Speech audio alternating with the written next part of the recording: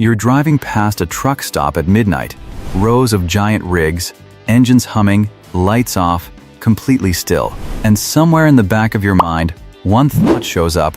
Why is that guy sleeping in a truck when there's a hotel across the street? It seems like a strange choice, maybe even a sad one. But here's the thing, it's not a choice at all. And by the time this video is over, you'll realize you've been watching one of the most precisely engineered systems in the world every single time you passed one of those parking lots and never noticed it. Welcome to Simple Things Analysis, where we take the ordinary things you walk past every day and pull back the curtain on how they actually work.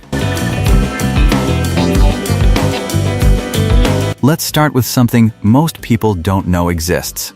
There is a federal law in the United States, and similar rules exist in dozens of countries, that tells a truck driver exactly when they are allowed to drive, for how long, and when they must stop. No exceptions, no wiggle room. A driver can operate for up to 11 hours, but only after at least 10 consecutive hours completely off duty. After 8 hours behind the wheel, there's a mandatory 30-minute break, and the entire weekly driving window only resets after 34 solid hours of rest. Now here's where it gets interesting. These aren't just rules written on paper. There is a small black device hardwired directly into the engine of every modern commercial truck, called an electronic logging device, or ELD.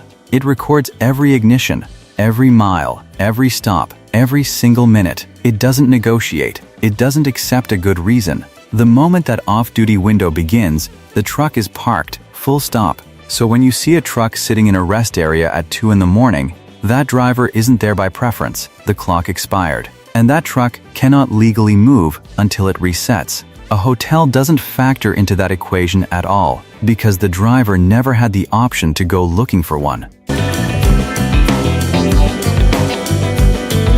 But okay, even if the driver has to stop, why stay in the truck? Why not walk over to the motel 500 meters away? Because that question assumes something that isn't true, that a motel is the better option.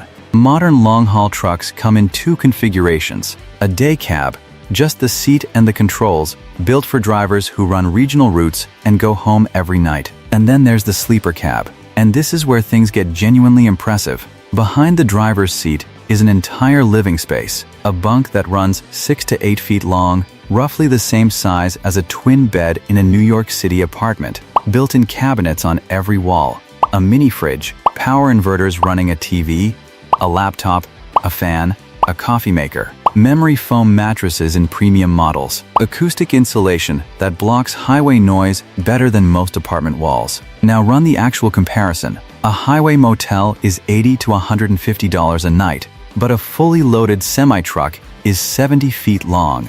Most hotel driveways were designed for a Toyota Camry. Finding legal overnight parking near a hotel, not in a fire lane, not blocking an entrance, can consume 1 to 2 hours of the rest window a driver actually needs for sleep. Then factor in the check-in, the noise, the alarm at 3 a.m. that nobody in that building will understand.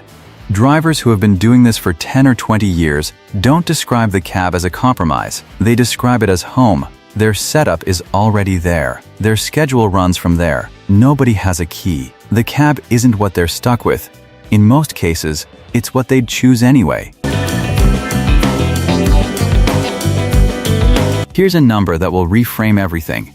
Cargo theft in the United States runs at roughly $35 billion every year. Professional cargo thieves don't improvise. They monitor specific truck stops. They track what's moving in refrigerated trailers. They know exactly how long a driver is legally required to be off duty, because that's their window. An empty cab at a rest stop isn't just a parked truck. It's an open invitation. From the moment a driver picks up a loaded trailer, that cargo is their legal responsibility.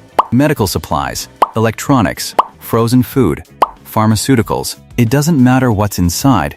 If something goes wrong while the driver is across the street sleeping, that chain of accountability leads directly back to them. Sleeping in the cab isn't a comfort decision.